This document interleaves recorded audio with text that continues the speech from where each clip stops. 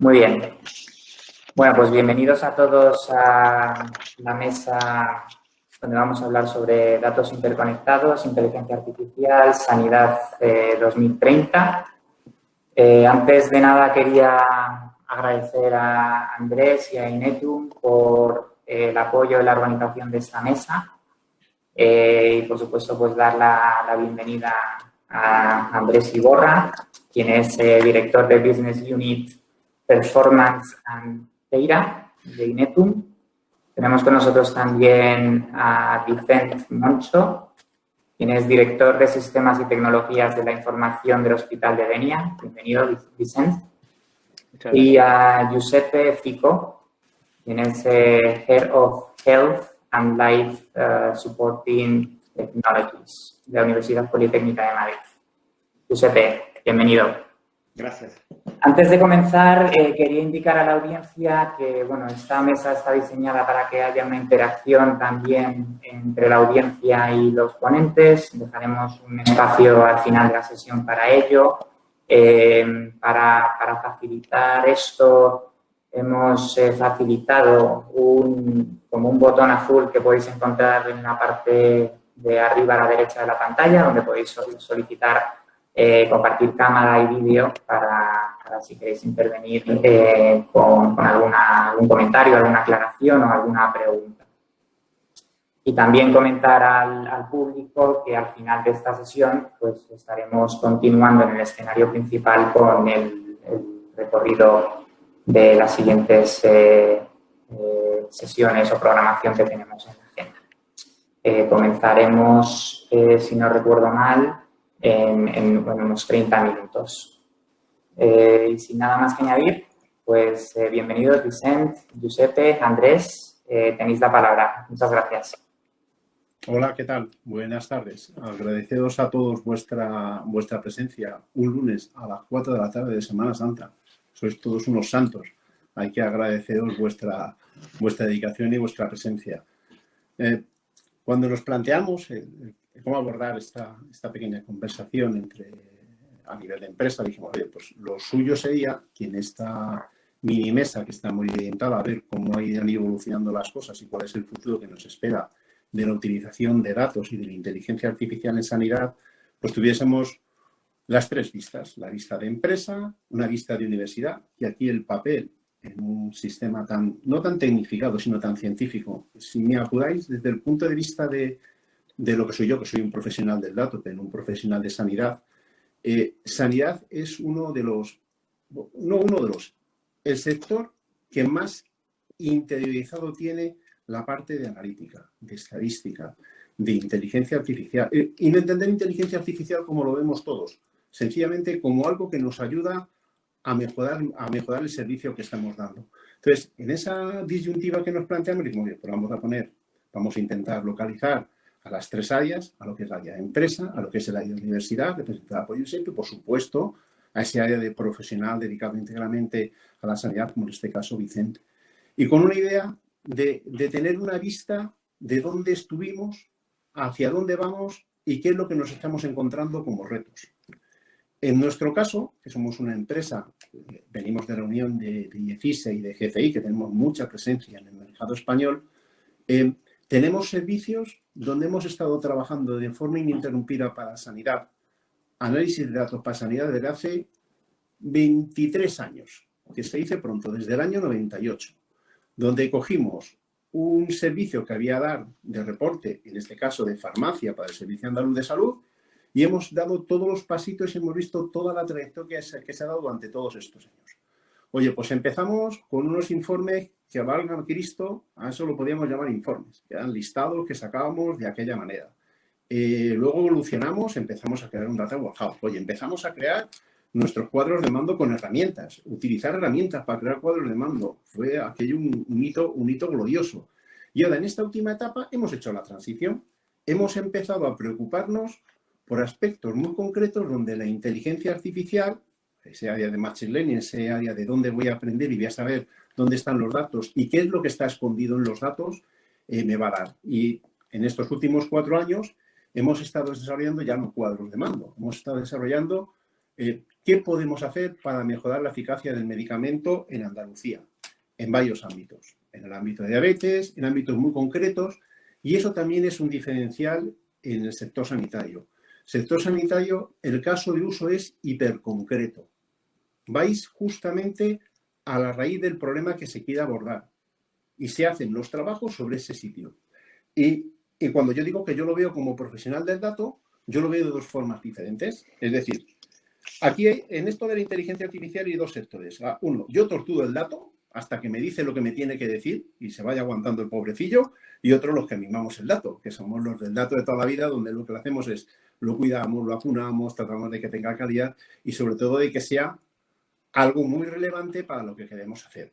Y en esa transición en la que hemos hecho durante estos años, pues también hemos empezado a trabajar en proyectos europeos donde nosotros como organización lo que estamos dando es ese soporte, si me permitís, y sin que haya menoscabo para nadie, profesional de lo que es el mundo de datos y la visión del que tiene que dar el dato, del que lo cuida y el que lo mima, para que haya otros como Giuseppe, que es el que los tortura y los retuerce hasta que consigue sacar los datos que tenemos.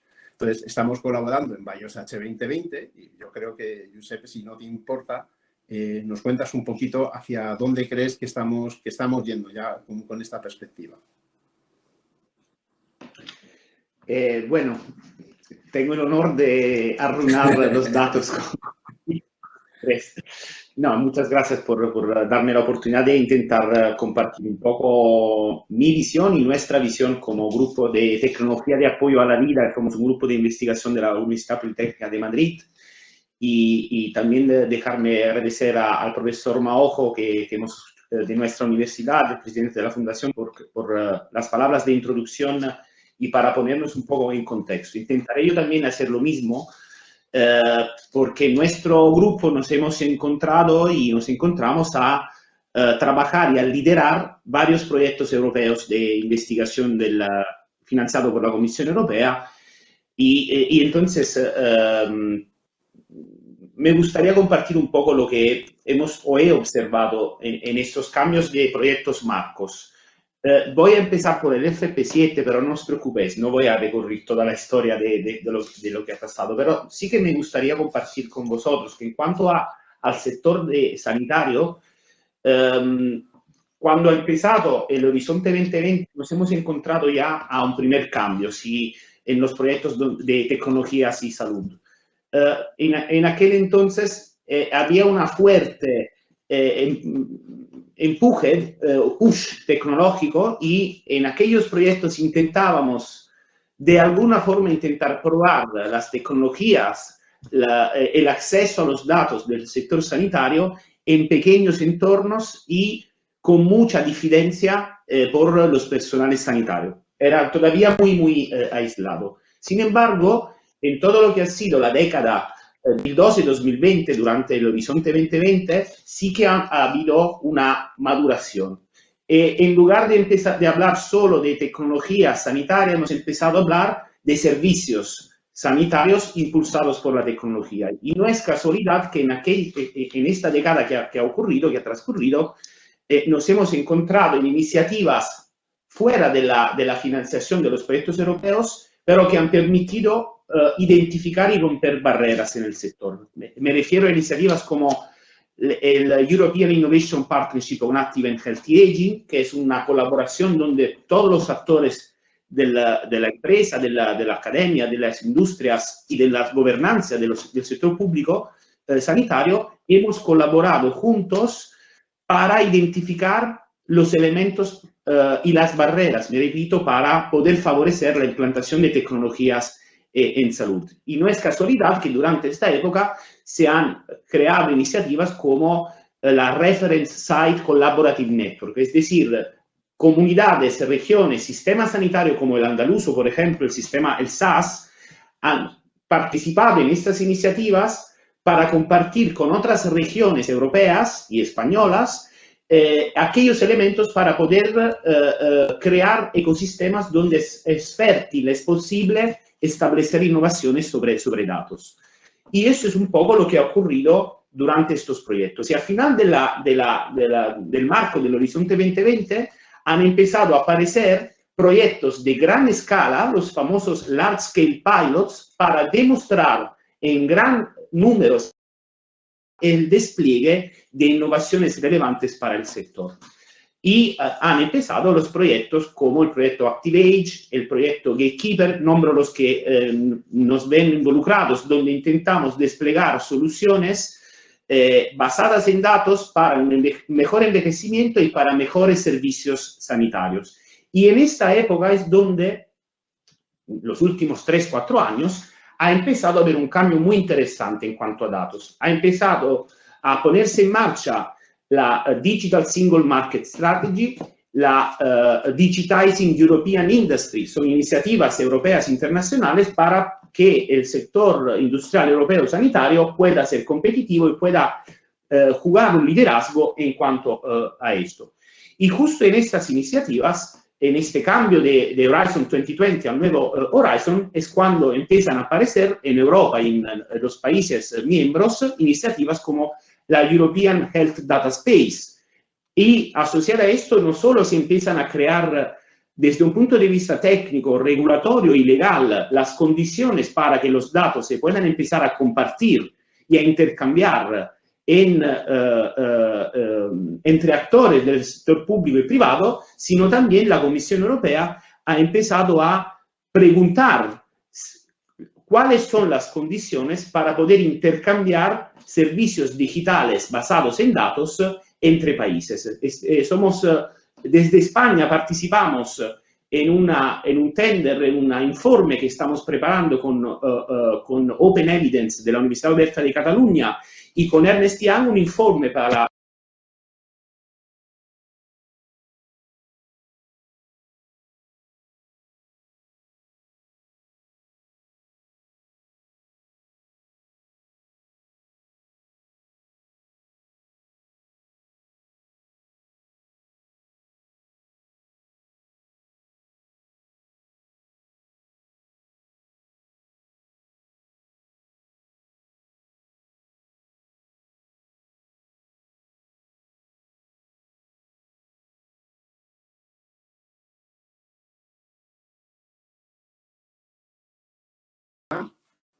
Giuseppe.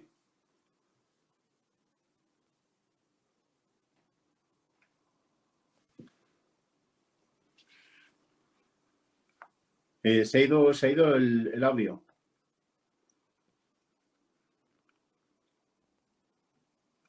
¿Me estáis oyendo a mí?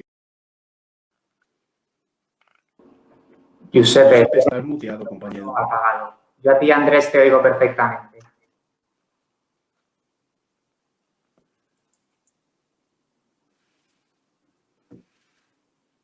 Giuseppe, bueno, ahora que sabe, vuelva a entrar. Vicente, ¿a ti te funciona bien el micrófono? ¿Lo tienes apagado? ¿Ahora sí? Sí. Sí. Perdonadme. Esto de la tecnología, ya os he dicho yo que es una cosa. Cuando se hacía todo con paloma mensajera, que daba tiempo a escribir bien, y la paloma iba sobrecargada con 200 kilos de papelajos. Pero, joder, qué bonita aquella forma de comunicarse. Sí. Bueno, Josep, discúlpanos, que te hemos perdido todos.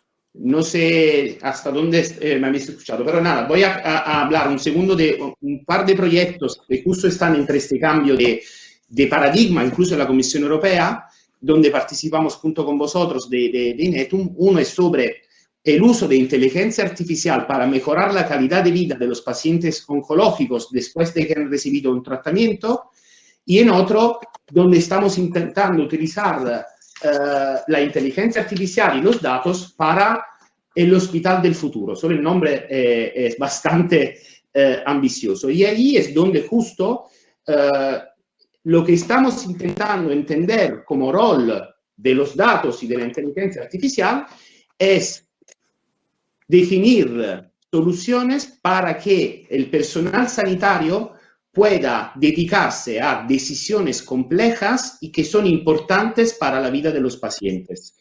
Y, por lo tanto, intentamos que la tecnología, y en este caso los datos y la inteligencia artificial, puedan reducir la carga y sobre acciones repetitivas que una máquina, una tecnología puede hacer para que el personal sanitario pueda mejor dedicarse a ejecutar acciones que pueden ser complejas, o bien porque se juega la vida de las personas o porque pueden permitir ahorrar costes y por lo tanto estos costes dedicarlos a mejores servicios para los ciudadanos. Y por supuesto el paradigma de transformación sanitaria como el paradigma de medicina basada en valor, Value-Based Healthcare, empieza a jugar un rol relevante. Entonces puede sorprender, y aquí concluyo mi intervención, Andrés, diciendo que desde la perspectiva de la academia, del ingeniero biomédico, probablemente ahora es el momento de dedicarnos no solo a los aspectos más bien tecnológicos y técnicos, sino a aspectos filosóficos, legales, de normas, de éticas, para que las soluciones que pensemos hoy no solo sean beneficiosas para mañana, sino también para el futuro que vamos a crear en este mismo momento. Entonces, un poco esta mi reflexión que quiero compartir con vosotros, y creo que además de ser una reflexión personal, es también una observación de lo que está ocurriendo hoy en día en la innovación y en la investigación en Europa. Muchas gracias, Giuseppe. En los dos proyectos esos de nombres raros de H2020 estamos trabajando con vosotros, haciendo toda esa parte de gestión del dato. Entonces, nosotros en el fondo, tanto Giuseppe como yo, presentamos dos aspectos de este mundo, que es el universitario y el empresarial. Y, por supuesto, hemos invitado a don Vicente para que él nos dé la otra visión, que es la más pragmática. Es decir, todas estas cosas que hacemos, al final tienen que servir para algo. Yo creo que mejor que Vicente no va a ser difícil encontrar a alguien que nos lo pueda contar. Entonces, Vicente, te cedemos la palabra. El mute. ¿Tienes el mute, Vicente? Estás muteado. Vicente, si no encuentras el mute como yo, sales y entras, que igual. A mí ha funcionado así.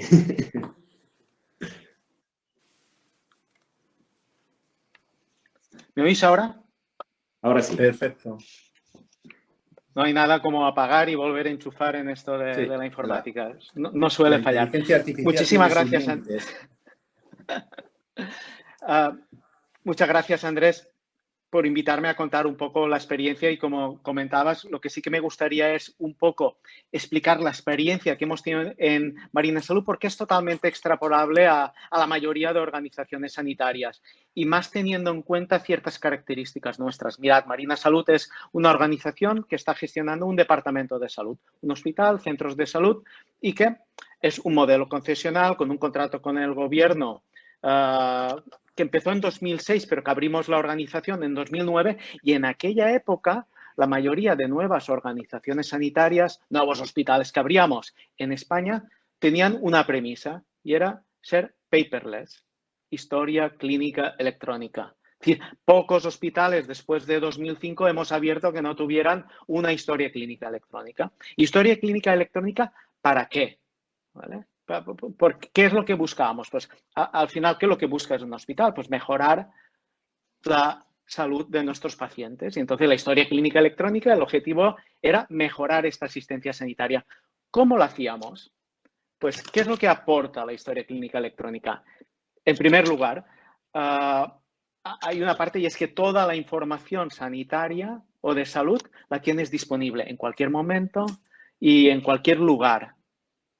Pero otra de las características es que si éramos capaces de esta información almacenarla de forma discreta, podíamos meter lo que se suele llamar en el mundo anglosajón los Clinical Decision Support Systems, que no son nada más que algoritmos para ayudar a los clínicos. Es decir, los médicos tenían que ver que la historia clínica les ayudaba en algo. ¿Y cómo podíamos hacer que la historia clínica les ayudara en algo? Si hacía algo el sistema que ellos no eran capaces de hacer. Yo os pongo varios ejemplos, ¿no? Mirad, uno de los fundamentales es el proceso de medicación, que es uno de los más complejos, y también sabéis que es uno de los que errores de medicación provocan serios problemas de salud en los pacientes.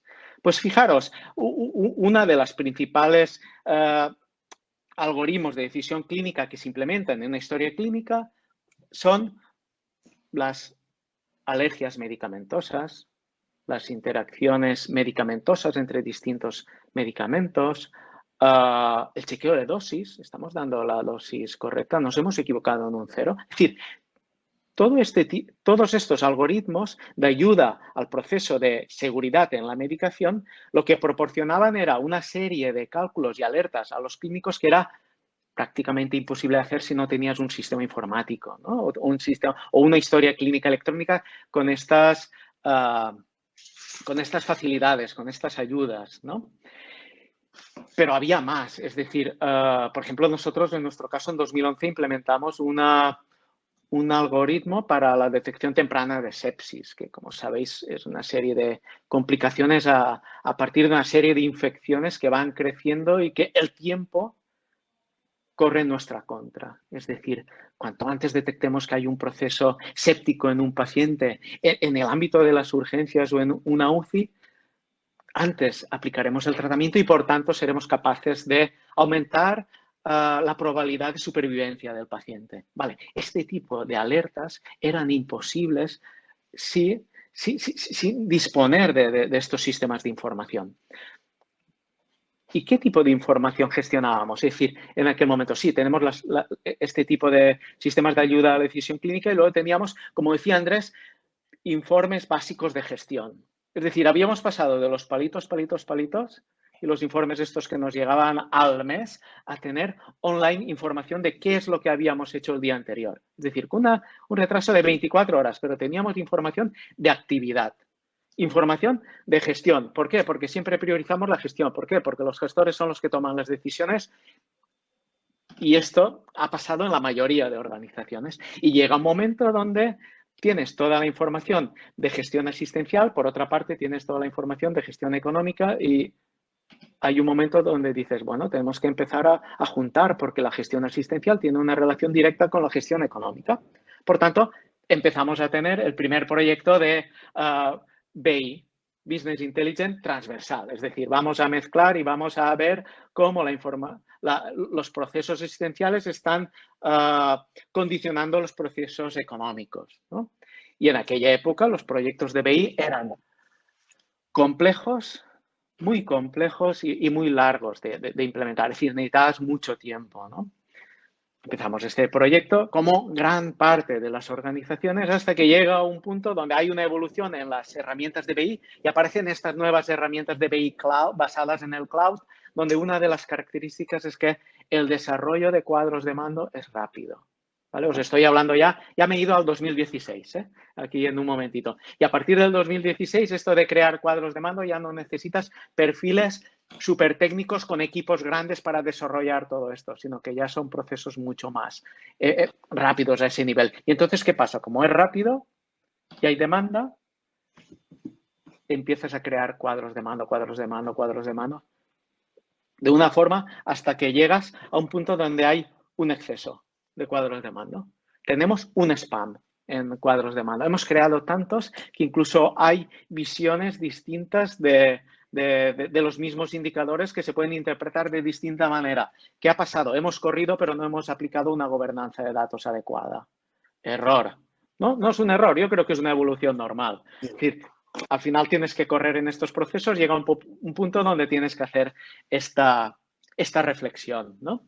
Pero fijaros que todavía no hemos entrado, ni he hablado, ni he dicho la palabra inteligencia artificial, porque de momento todavía no llega. ¿Y cuándo tienes el primer contacto? En nuestro caso y en muchas organizaciones sanitarias. ¿Tienes el primer contacto con inteligencia artificial? Pues volvemos a lo que hablábamos antes, Proyectos Horizonte 2020. Primer contacto que tenemos nosotros en Marina Salud es en un proyecto que se llama Protego, que es un proyecto que estamos participando también con Inetum, que habla de ciberseguridad en el entorno sanitario y no aplica la inteligencia artificial a los procesos de salud, lo aplica a la ciberseguridad, ¿vale? Porque era un ámbito donde ya hay una cierta experiencia, pero no hay experiencia en salud a nivel de aplicar la inteligencia artificial a través de SIEMs para aumentar la seguridad y la resiliencia de los entornos de salud. Y nosotros, como case study dentro de este proyecto, nuestro caso de uso es aplicar ciberseguridad a una app donde estamos conectando el paciente con el médico, ¿no? Pero estamos conectando el paciente con el médico ¿desde qué punto de vista? Desde el punto de vista de que el paciente también es un generador de inputs a la historia clínica, ¿vale? Esto en algunos otros proyectos lo llaman la historia clínica holística, donde no solo es aquello que generamos dentro del hospital, sino ciertos comportamientos del paciente, ciertos indicadores paramétricos del paciente que con ciertos gadgets podemos generar, también es información clave para los cuidados del paciente. Si no hubiera sido por el proyecto europeo, esta experiencia de conectar el paciente como un input en la historia clínica no lo hubiéramos tenido. Primer proyecto europeo. El segundo proyecto europeo, y en este sí que entra la inteligencia artificial, es un proyecto europeo que participamos que se llama eHealth, donde los procesos de inteligencia artificial van a resolver uno de los problemas que tenemos con uno de los cánceres más duros que existen, que es el cáncer de páncreas. Y es duro porque es un cáncer en el que no hay mecanismos claros para hacer un screening o para saber el riesgo que tienes, ¿vale? Entonces, al no disponer de este tipo de previsión, no podemos actuar, y cuando detectamos un cáncer de páncreas, la mortalidad es muy elevada. Pues entonces, imaginaros si fuéramos capaces, y esto es lo que intenta resolver este proyecto H2020, si fuéramos capaces de, a partir de toda la información clínica que tenemos de los pacientes, que es masiva, más el comportamiento y el comportamiento social que tiene el paciente, los hábitos que tiene el paciente, pudiéramos aplicar inteligencia artificial para hacer un screening de el riesgo que tiene una cierta persona de sufrir un cáncer de páncreas. Porque si es así, podríamos modificar parte de su comportamiento para que se reduzca o aplicar ciertos tratamientos para reducir este riesgo, ¿vale? Esta es la primera experiencia en inteligencia artificial que tenemos. Pero lo realmente importante de este proyecto no es que no solo el cáncer de páncreas, es que realmente estamos planteando una plataforma que nos permite, de la misma manera que estamos haciendo estas preguntas para el cáncer de páncreas, hacerla para muchísimas más patologías. Por tanto, de alguna manera estamos creando arquitecturas que van a facilitar la investigación desde otro punto de vista. Un preventivista en un hospital es aquel doctor que realiza la investigación interna en el hospital, o gran parte, y sobre todo en hospitales comarcales como el nuestro. Imaginaros el salto que se da en su caso de hacer análisis simplemente transversales y horizontales de básicos, en un momento dado empezar a poder utilizar la inteligencia artificial para sacar conclusiones. El salto es abismal, porque la inteligencia artificial va a ayudarle a responder a ciertas preguntas que hasta ahora no se podían responder. Por tanto, fijaros, del Clinical Decision Support System que os comentaba antes, la evolución que hemos tenido ha sido de ir implementando algoritmos y algoritmos y algoritmos en el proceso asistencial. En la inteligencia artificial nos va a ocurrir lo mismo. Es decir, tendremos plataformas e iremos aplicando preguntas y distintos algoritmos para ir respondiendo a estas preguntas. Pero lo estoy viendo de momento desde el punto de vista, ¿cómo os diría?, de investigación. El siguiente paso es sustituir esta Clinical Decision Support System, que son algoritmos simples, por aplicar la inteligencia artificial para ayudar al clínico. El médico lo que necesita es, en radiología, que cuando vea la imagen no solo vea la imagen, sino que vea ya un prediagnóstico. Que el patólogo, cuando vea la muestra, ya el sistema le esté marcando los porcentajes de diagnósticos. ¿Entendéis? Es decir, el siguiente paso no es solo contestar estas preguntas, sino es ayudar a los siguientes pasos. Y en esto, los hospitales o las organizaciones sanitarias necesitan tanto de las empresas expertas en estos procesos como de las universidades y de la investigación que se está realizando en las universidades. Y por otra parte, de la financiación. que hasta ahora, lo comentábamos, yo creo que este fin de semana con Andrés, es decir, la financiación está entrando a través de fondos europeos. Y está en nuestras manos conseguirlo, ¿eh? O sea, esa es la realidad. Has introducido varias cosas súper importantes. Muy en breve vamos a contestar algún par de preguntas. Has hablado de gobierno del dato. Y es que si no hay datos en condiciones, lo que hacemos los demás es dar vueltas en torno a un alambre. Esa es la realidad. Nos guiamos con una cometa de un hilo. Y eso es fundamental. Has introducido los conceptos de inteligencia artificial aplicados, estupendo, pero ha habido una cosa que me ha gustado mucho, que ha dicho Comarcal. Es decir, estamos llevando este ámbito tan avanzado al nivel, no más bajo, perdón, no quiero decir dicen más bajo, ¿no? Pero quiero decirte, no necesitas tener un Gregorio Marañón detrás. Es así de simple. No lo necesitas. Es decir, está en lo que es el impulso, que Vicente evidentemente lo tiene, de tirar para adelante y hacer cosas. Y eso es fundamental, porque lo que todos estamos buscando es que esto sea democrático, que realmente estemos democratizando esa capacidad de poder acceder a la información, los algoritmos, los marketplaces, etcétera. Eso estamos todos peleando por ello, porque de hecho en los H2020 que tenemos con Giuseppe es un objetivo, poner que todo ese conocimiento se dé a todos los actores sanitarios.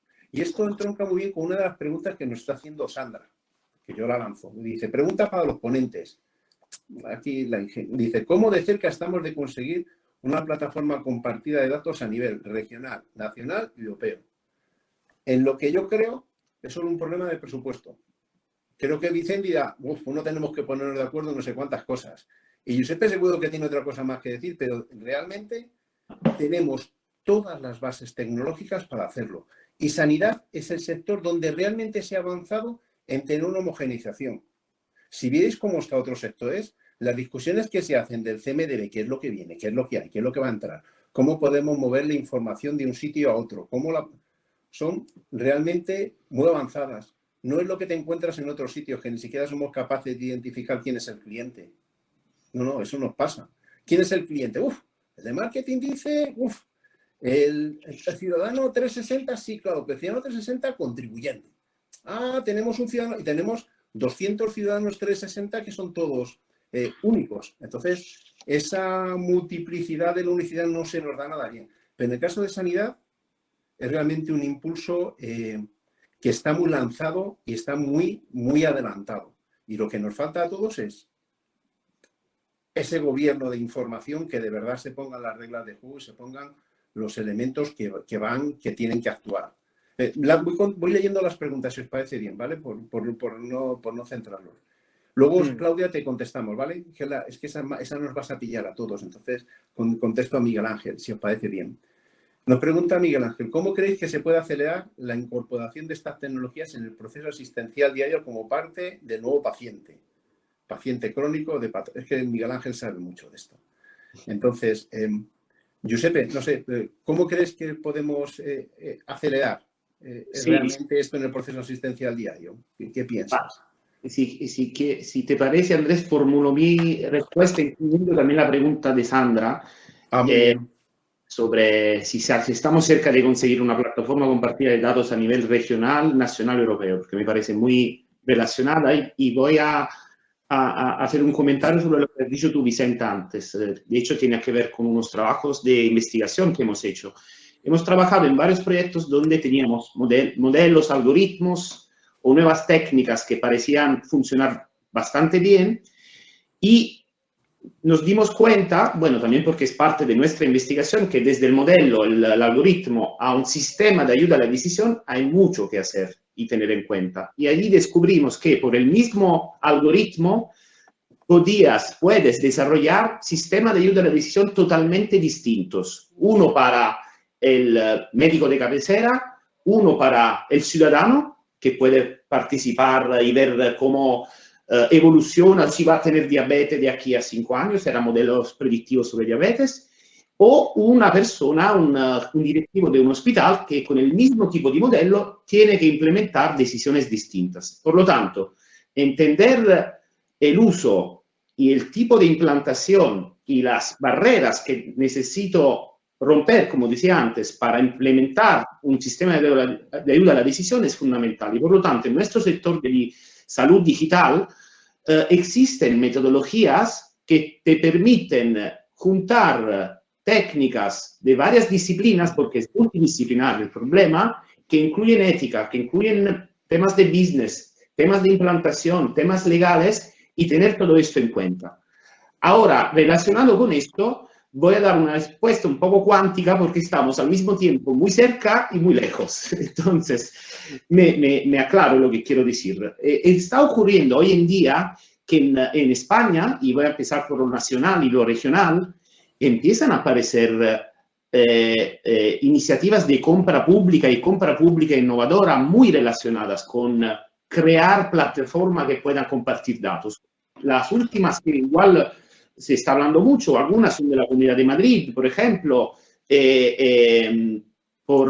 otra, por ejemplo, es la del País Vasco, que yo conozco y estoy trabajando con ellos en otro tipo de proyecto europeo, y por lo tanto veo que técnicamente y tecnológicamente estamos cerca y hay regiones, iniciativas que pueden estar más listas y empeñadas para que esto se haga realidad. Y esto, por lo tanto, mi respuesta es que esto depende de que todos esos factores se junten y se pueda implementar soluciones como esta. A nivel europeo, estaba mencionando antes la European Health Data Strategy.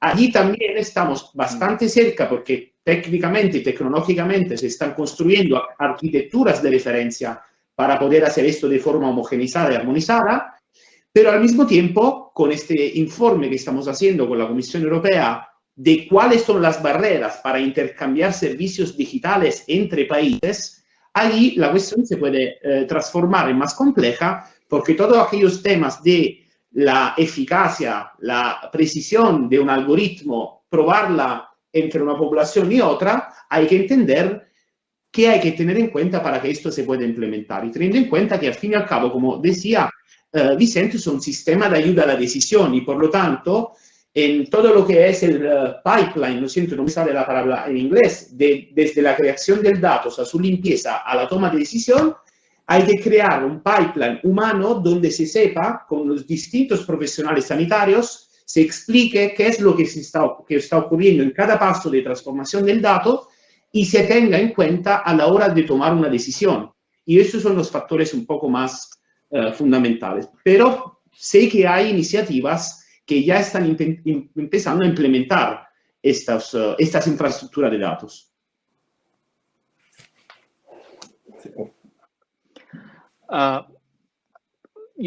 Aportar un par de cosas, ¿no? Respecto a lo que nos preguntaba Claudia, la diferencia entre el algoritmo de predicción y el score, no hay demasiadas diferencias. Al final lo que estás marcando son probabilidades, ¿vale?, de que el paciente sufra una sepsis. Al final es la decisión clínica, es el clínico el que toma la última decisión y además estos algoritmos evolucionan, ¿vale? Os puedo asegurar que hemos tenido más de 6 versiones desde 2012 hasta ahora.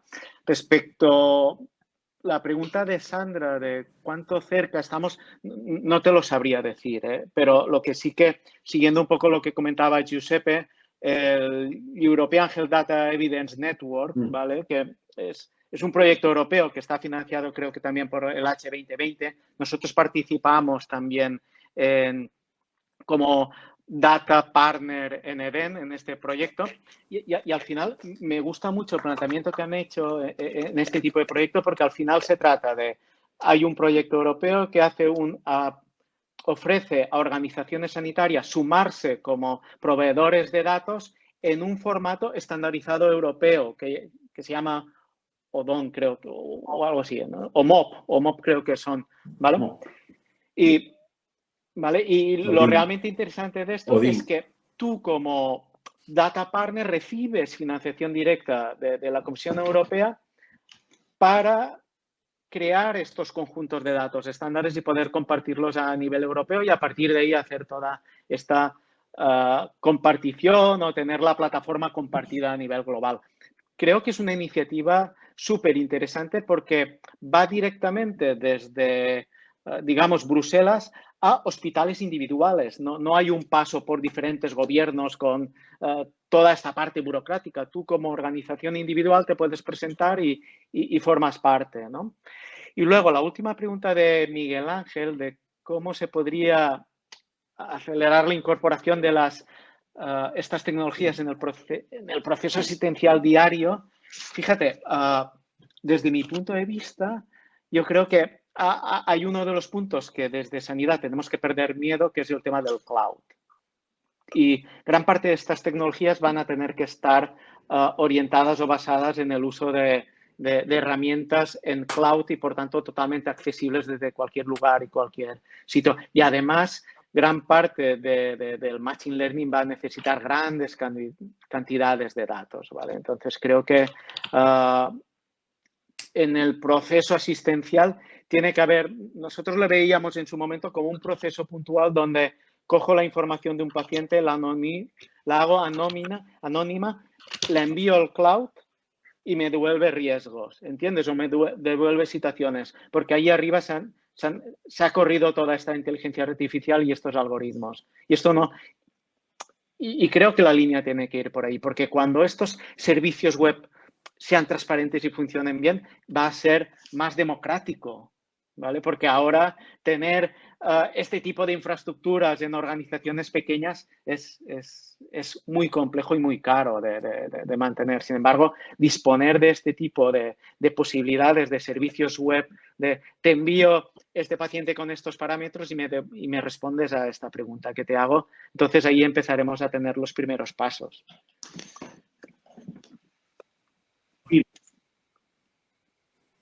¿Qué tal? Buenas tardes. Seguimos, si queréis, por ir comentando según nos está. Hola, Alexia. Esperando para hacer preguntas para entrar. ¿Damos acceso? Tenemos aquí Javier Hernández. Voy a darle acceso. Javier, ¿estás con nosotros? No. A ver, ahora Eva.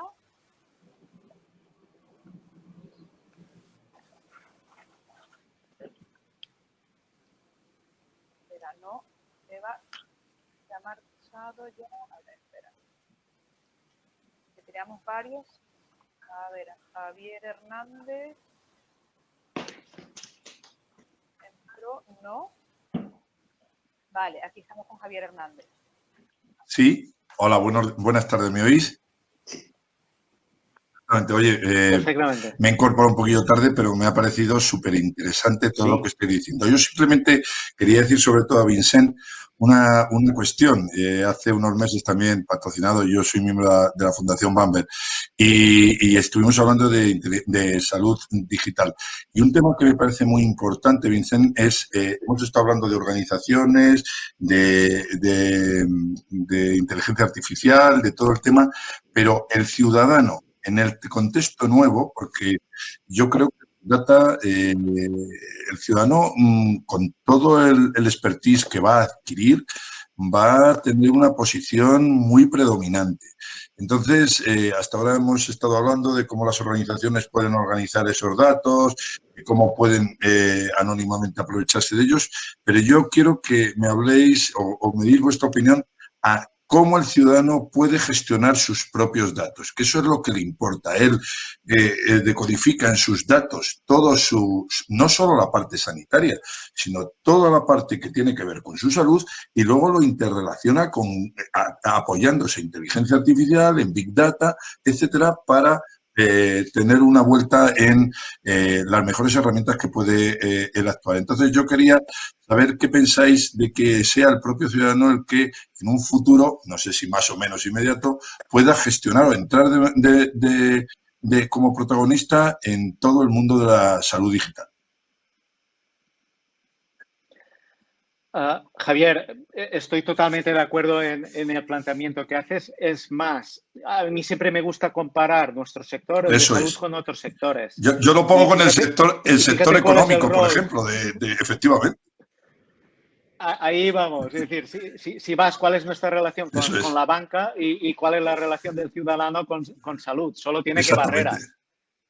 Hoy en día, todos son barreras. Sin embargo, en la banca esto lo han resuelto ya hace tiempo, ¿no? Entonces, algo tenemos que evolucionar en ese sentido, ¿vale? Porque no solo a ese nivel, ¿no? El otro día escuchaba un podcast que marcaba que una de las fases interesantes en la inteligencia artificial es que no es que haga el diagnóstico final. Esto vamos a tardar bastante, ¿vale? Porque al final el médico tiene que tener la primera palabra. Pero ¿qué tal si hablamos de screenings? ¿Qué tal, por ejemplo, si la teledermatología, que ahora las áreas más avanzadas tienen teledermatología en los centros de atención primaria? ¿Qué tal si la primer screening de teledermatología es una foto que hace el paciente a su peca y un algoritmo de inteligencia artificial le indica no al paciente, sino a la organización sanitaria? Aquí tenemos un 70% de probabilidades de tener un problema o no hay ningún problema, esto es natural. Por tanto, hemos liberado al sistema de salud de ciertas tareas que no aportan valor y hemos metido al paciente como parte de su proceso, utilizando tecnología. Pues esto está resuelto en otras áreas y posiblemente la inteligencia artificial y los algoritmos para hacer esto ya están. El problema es la velocidad en la que vamos insertando toda esta tecnología en el mundo sanitario, porque somos muy conservadores y no te sabría decir la otra, el otro adjetivo, ¿vale? Que hace que vayamos tan lentos. Muchas gracias.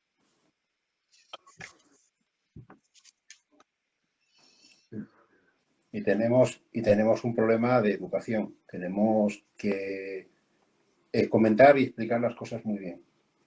Cuando hablamos de estos entornos de cloud, de que van a coger la información, de que la van a utilizar, siempre sale el punto negativo. Lo van a utilizar y te van a freír con mensajes publicitarios, con no sé qué, te van a vigilar para un puesto de trabajo. Eso es una labor que tenemos que hacer todos. Es decir, realmente ese tipo de conocimiento que tú tienes que ser capaz de decir qué aplicas y qué no aplicas, y eso hay que enseñar a la gente qué es lo que aplica y lo que no aplica, y no dejarlo en manos de un jurista que te va a decir, nada, por Dios, nos vamos a meter en un lío con legislativamente. Tenemos que educar a todo el mundo y eso es muy importante. Se nos olvida aquí que al final pensamos en la tecnología, hablamos del factor humano de nuestros recursos, de la gente que vive de esto, pero se nos olvida al final el paciente en vuestro caso, que hay que enseñarle y que explicarle el riesgo que tiene cuando tiene riesgo y ponerlo encima de la mesa y cuando no lo tiene. Si lo dejamos todo siempre que es a la decisión de un jurídico, esto nunca conseguiremos avanzar. Y eso nos toca una labor pedagógica que tenemos que hacer. Esta vez no en la universidad, esta vez creo que nos toca... Yo creo que tiene que ser un esfuerzo colectivo de intentar educar fuertemente a los ciudadanos y a cualquier otro profesional que participe en esto, porque al no ser así y al no actuar rápido, otras grandes empresas de otros sectores van a llegar en el nuestro, y ya está ocurriendo esto, y no lo vamos a poder parar, como podemos, creo, compartir. No es casualidad que en este trabajo con la Comisión he hecho entrevistas a profesionales del sector sanitario español, y aquí estaba mirando las notas y, por ejemplo, decía, educar a los ciudadanos es más importante que regular. O sea, más esfuerzo en educar y educarnos al correcto uso de estas tecnologías sin parar el proceso, porque el proceso es súper rápido y tenemos que actuar de forma instantánea para que esta educación del ciudadano en un correcto uso del dato, de la información, pueda ser eficaz. Pero hay que hacerlo ya, porque al no ser así, el daño va a ser incluso peor. Y nosotros, me incluyo a mí también, o sea, que somos del sector sanitario, tenemos el deber de reaccionar rápido y dejar de tener miedo y empezar a educar a nosotros antes y después a los ciudadanos, a los estudiantes, sobre cómo se pueden usar datos que ya existen y están disponibles hoy en día. Y el gran desafío es interactuar entre un mundo altamente regulado, como tiene que ser el sector sanitario, entre un mundo no tan regulado, pero que proporciona muchísima información para el ciudadano. En la época de la pandemia, se habla de infodemia, ¿no? De mucha información que está circulando todos los días, y es nuestro deber intentar educar a los profesionales y a los ciudadanos sobre el correcto uso de la información y de la información que viene de la salud digital. Creo que Andrés ha desaparecido. Pero creo que, voy a dar paso a el resto de gente del público que también quiere hacer preguntas, ¿vale? Sí, y alguna pregunta todavía había en el chat, estoy viendo, Alex. No veo que se conecta, vamos a ver con José Ignacio Nieto. A ver. ¿No está? Ah, sí, José Ignacio está acá. Aquí está. José Ignacio, puedes hacer la pregunta, comentario sí. que desees. La palabra es tuya. Ay, Dios.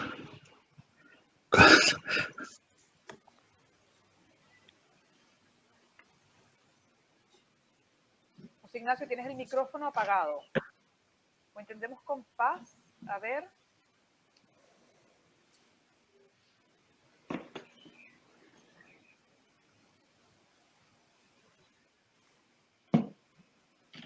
Haz lo que hemos hecho todos, entrar y salir, José Ignacio. Sí, que funciona tú. Entra, sal y vuelve a entrar. Y si quieren, de momento, pueden ir contestando alguna de las preguntas del público. ¿Vale? Vale. Sí. Si quieres, intento yo, Andrés. Veo algunas preguntas. Sí, hay algunas, sobre todo por ejemplo, de Rebeca o de Esperanza, que yo creo que te cuadran muchísimo. Échale un vistazo. Vamos, y contestar. Vale, sí, voy a intentar también ver el orden. Mira, hay una pregunta sobre cómo los profesionales del deporte pueden tomar un papel relevante con los profesionales sanitarios. Voy a intentar dar una respuesta rápida y creo que la respuesta está un poco en lo que en tu pregunta, María, porque para que ese enfoque preventivo se instale como modelo troncal y viable, esta es la respuesta, en mi opinión. Es decir, es cuidado integral y paradigma como la medicina basada en el valor, justo fomentan y nuevos tipos de colaboración y de salud integral, y a través de esto se podrían establecer modelos regulados o conectados, bundled payment, también se habla en inglés, lo siento, no sé la palabra en castellano, para poder hacer esto. O sea, nueva manera de hacer cuidado integral de la salud. Y luego una pregunta que esta me gusta contestar rápidamente. Si hay de Rebeca, ven como buena opción todo este campo de inteligencia artificial y Big Data en una tesis doctoral hecha en el ámbito clínico siendo farmacéutico. La respuesta es sí. Estamos colaborando con muchos profesionales en nuestra universidad del sector farmacéutico, del sector de la nutrición fisiológica y que estamos haciendo colaboraciones de tesis doctorales en este aspecto. Entonces la respuesta es claramente sí. Y sea ambiciosa, de verdad, ¿eh? No os cortéis en este punto, porque hay una cantidad de medios que se pueden poner tanto desde el ámbito de la universidad como desde el ámbito de empresa a vuestra disposición para hacerlo. Si tenéis una inquietud real en este mundo, apostad. No os va a salir mal, ni en el corto para lo que sea terminar, cerrar esa tesis doctoral, ni mucho menos luego para insertados en el mercado de trabajo o de investigación. Esto, los que leemos muchos curris de gente que quiere entrar a una empresa, lo agradecemos, no sabéis cómo, el ver ese componente ambicioso. Hay una opinión de Esperanza que comenta que como médico asistencial es importante determinar quién hace el trabajo de campo de introducir los datos, ¿no? Y que, claro, entiendo totalmente y comparto, ¿no?, la opinión de Esperanza. Es decir, en muchas ocasiones cuando hemos intentado estructurar los datos de la historia clínica electrónica, hemos sido tan, ¿cómo os diría? Hemos convertido en formularios bastante tediosos y poco usables que han tenido que ser metidos por los médicos. Formularios con unas grandes cantidades de datos que eran innecesarios y que luego nunca se han analizado, ni siquiera han tenido feedback para los facultativos luego, con lo cual esto ha generado también cierta frustración. Antes os comentaba en la presentación inicial de que lo primero que se hace es generar cuadros de mando de gestión, pero no nos damos cuenta que quien realmente está introduciendo la información en la historia clínica electrónica es el médico. Y ese feedback o esa retroalimentación del médico de cómo estás haciendo las cosas y la información que estás metiendo se deja siempre en un segundo, tercero o cuarto lugar. Con lo cual no motiva que esta información que estamos metiendo rica de historia clínica no estamos motivando a los médicos en esto, ¿vale? Y yo creo que es un error, es un análisis que hay que hacer a profundidad. Y luego Claudia pregunta lo de cómo se podría hacer para que los médicos superen la barrera esta de aceptar estas tecnologías. Yo, en la experiencia que tenemos en el hospital, las tecnologías no sustituyen a los médicos, lo único que tienen que hacer es ayudarles. Entonces, tenemos que diseñar estas tecnologías de forma que faciliten el trabajo del día a día con los médicos, ¿no? Y con las enfermeras. Esa es la forma en la que se introduce la inteligencia artificial, o en su momento se introdujeron los sistemas de ayuda a decisión clínica. Es la única manera. Sí, totalmente de acuerdo, Vicente. Y voy a ser más específico sobre algo que he dicho antes. Estas metodologías y técnicas para diseñar un sistema de ayuda a la decisión justo sirven para identificar estas barreras y ser capaces de romperlas para que una tecnología sea aceptada. Eso es entonces muy importante, que a la hora de implantar cualquier tecnología se entienda dónde se quieren implantar, cuáles son las barreras para que se acepten y ver cómo se pueden superar estas barreras. Luego había una pregunta de Miguel Ángel que está relacionada con comentarios anteriores. Se están mencionando proyectos como OMOP, de colaboración en sanidad valenciana y canaria. ¿Os parece que esta puede ser una manera de reforzar el conocimiento en esta área? ¿Puede ser un modo de agregar necesidades y en definitiva de mejorar los enfoques de esos proyectos? Sí. Voy a dar dos ejemplos, uno sobre OMOP y luego sobre la otra parte de la pregunta. OMOP es un modelo de datos que se usa mucho en el sector en compartir y crear interoperabilidad en datos de UCI, y de hecho tuvimos el honor de crear un evento, creo que en colaboración con los amigos de Inetum y con el Hospital Clínico San Carlos, que fue el primer datathon sobre critical care, sobre cuidados intensivos. Y esto es un evento, luego han ocurrido otros en España y en otros países de Europa, que tiene como objetivo el de romper de aumentar la colaboración multidisciplinar entre profesionales sanitarios y científicos de datos y otras figuras profesionales. Y la base de datos que se utilizó, que venía de la iniciativa MIMIC, MIMIC 3, los que son del sector igual lo conocen, justo tiene esto como objetivo, de crear una colaboración multidisciplinar y, por lo tanto, entender mejor las necesidades y saber cómo crear soluciones que sirvan para cubrir estas necesidades. Y luego, lo de la comunidad valenciana y canaria está en línea, creo, con el comentario que hice antes, de compra pública que están ocurriendo en todas las comunidades españolas, que están demostrando que España es uno de los países más avanzados al respecto, en cuanto a modelos innovadores que incluyan las tecnologías como parte del cambio y la transformación digital sanitaria.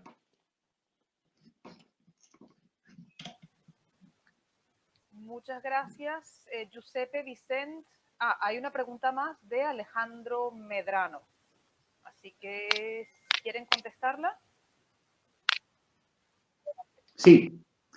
A mí me interesa saber la opinión de los panelistas sobre la ética que supone dar estas nuevas herramientas a los médicos. En tanto, los médicos tienen respuestas que, aunque no son completas, pero como seres humanos pueden volverse sobredependientes a las mismas. ¿Cómo se depurarían las responsabilidades? ¿Qué consideraciones tendríamos que tener los tecnólogos para afrontar el caso de realmente de otras tecnologías? Bueno, gracias.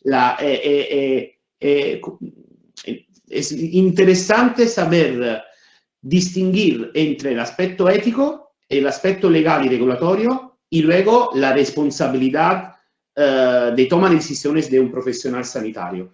Y aquí tocamos varios temas que tienen que ver con el tener que tomar una decisión, el confiar en una tecnología que da apoyo a tomar esta decisión, y aquí entramos en aspectos como la nueva ley de regulación de dispositivos sanitarios. Por lo tanto, saber entender cuál es el uso de una tecnología, el intended use, como se dice en inglés, saber hasta dónde llega la tecnología y su predicción, que en el caso de inteligencia artificial no nos olvidemos que muchas veces es una probabilidad de algo, y a partir de esto, cómo se toma la decisión, son elementos que son muy importantes a tener en cuenta, porque lo que sí puedo decir que todavía tenemos mucha confusión entre los tres ámbitos. Por lo tanto, a veces comparar una tecnología como con un microscopio a veces sirve un poco para entender. Muchas veces nosotros no tenemos que saber cómo funciona un microscopio porque está certificado, sabemos qué es lo que mira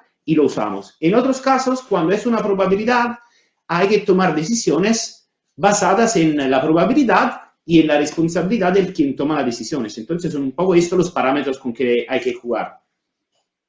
No sé si Vicente... No,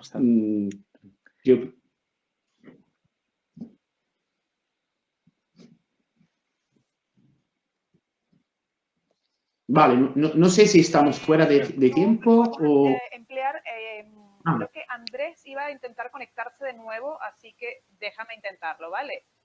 Perfecto.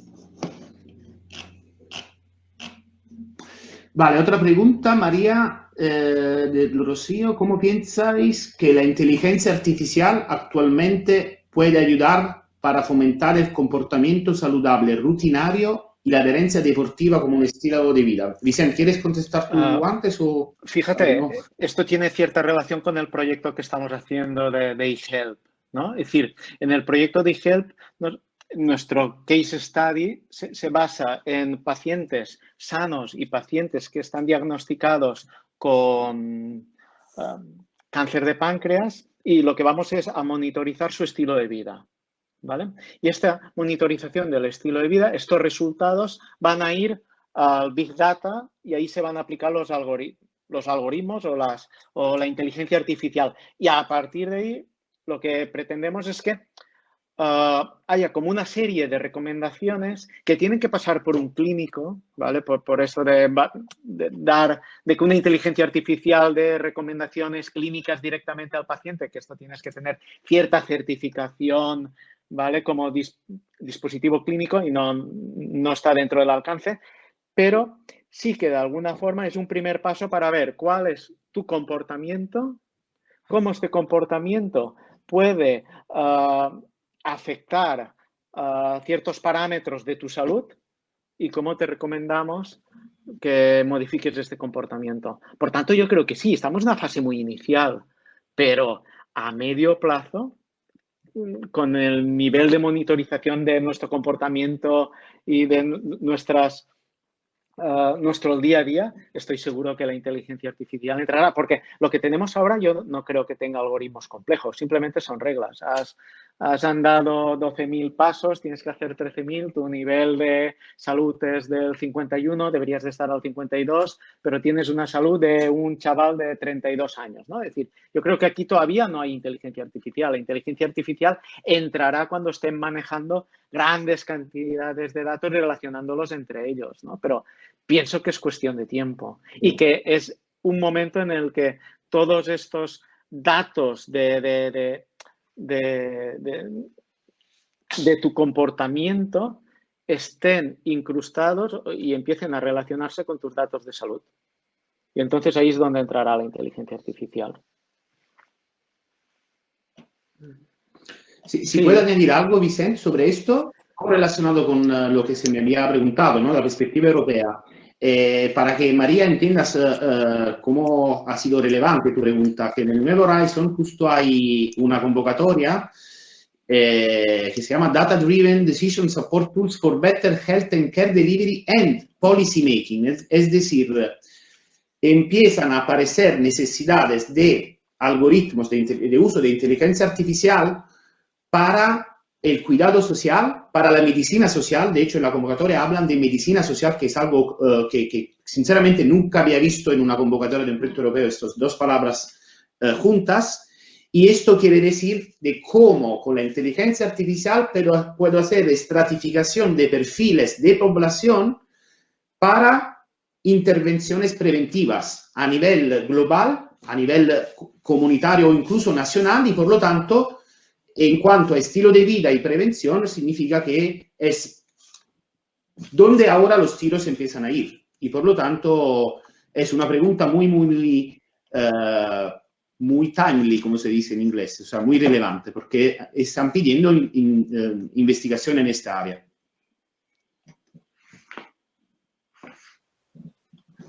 Vale. No, sí, no tenemos ninguna otra pregunta. No, Luis Carrascal, perdona. Y Andrés, sí. no se logra conectar, lo sentimos, pero adelante con la pregunta de Luis Carrascal. Sí. Vale, la leo. Se supone que gran parte de la información será por el uso de dispositivos wearables o no, con potencialmente millones de dispositivos médicos portátiles y móviles interconectados, se generarán ingentes cantidades de datos que hacen falta para usar inteligencia artificial. Y déjame añadir, no solo dispositivos médicos, porque son dispositivos no regulados como dispositivos sanitarios, sino también de consumo.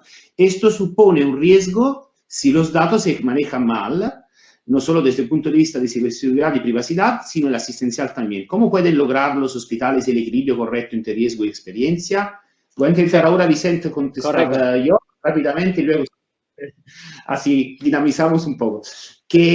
Sí, mira, justo estamos ahora haciendo un proyecto que se llama Gatekeeper, donde estamos pilotando el uso de Big Data, de dispositivos wearables móviles, con 60.000 personas en 8 sistemas sanitarios europeos, para hacer detección temprana y nuevos tratamientos basados en datos. Y justo estamos lidiando con este gran dilema, que es cómo juntar el mundo de la evidencia científica y médica y los eventos que produce un sistema sanitario, los datos que produce una carpeta clínica electrónica, para entendernos, cómo juntar esos datos con lo que es el real world data, no el real world data sanitario, que es el uso secundario de carpeta clínica electrónica, el real world data más cercano al ciudadano, es decir, los datos que Luis preguntan. Y para hacer esto, estamos teniendo en cuenta y definiendo nuevos conceptos para que los datos que se creen y los algoritmos que se puedan hacer sean relevantes para el tipo de decisión que tengas que tomar. Ejemplo, yo puedo tomar una decisión sobre una fibrilación arterial sobre un electrocardiograma y tiene su fiabilidad. Pero puedo tomar una decisión sobre la variabilidad del pulso cardíaco sobre 10.000 dispositivos vestibles que son menos precisos que un electrocardiograma, pero a grandes grados y con grandes cantidades me pueden proporcionar una información relevante. Por lo tanto, entender qué tipo de datos estoy tratando, de dónde viene el dato, crear mecanismos de seguridad y de confianza y de fiabilidad sobre los datos y cómo vienen, y progresivamente regular el intercambio de información entre el sistema sanitario y el sistema de los consumidores, por así decirlo, son temas que estamos empezando a definir en este tipo de proyecto. Correcto. Yo también, para complementar lo que Giuseppe ha contestado, creo que Luis ha abierto el mundo del IoT, ¿no? De cómo el IoT es seguro o no seguro, ¿no? Y volviendo a la reflexión que hacíamos anteriormente, es que tenemos que traernos a sanidad lo que ya se ha resuelto en otros ámbitos, ¿no? Y pienso que el problema está en que los dispositivos de IoT que están entrando en nuestro día a día, no hay requisitos de seguridad estandarizados, no hay una etiqueta CE que marque que este dispositivo de IoT cumple esta serie de requisitos a nivel de cifrado de la información, de tokens de conexión seguros, etcétera, etcétera. Es decir, que hay que marcar o hay que definir a nivel europeo, a nivel que se marque, cuáles son los requisitos básicos de los dispositivos IoT en general, ya sea un wearable, que se necesitan para que sean confiables desde el punto de vista de la transferencia de la información, por una parte, porque ya entendemos que lo que es la regulación de que esa información que nos transfiere a nivel de cuáles son los hábitos de la persona que tiene esta serie de dispositivos ya está regulado, ¿vale? Pero a nivel de ciberseguridad todo esto está prácticamente por hacer y yo creo que Protego, que es uno de los proyectos donde estamos haciendo ya los primeros pasos en marcar un modelo de cómo un dispositivo se puede conectar de una forma segura desde el punto de vista de tener la seguridad de soy quien digo que soy y, en segundo lugar, de que esta información es transmitida de una forma cifrada y, por tanto, no puede haber una suplantación de la información o incluso de la identidad.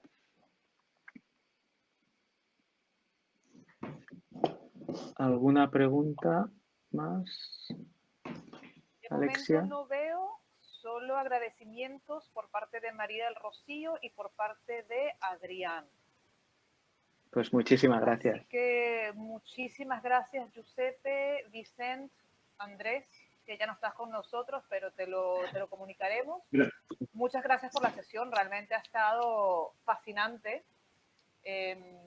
Yo creo que podemos darla por concluida y si quieren pasar entonces al escenario principal, donde está el resto de las sesiones, pues sí, son ahora todo palabras de agradecimiento. Gracias a vosotros, a todos. Muchas gracias, ha sido un verdadero placer. Sí, nos hemos divertido, ¿verdad, Vicente?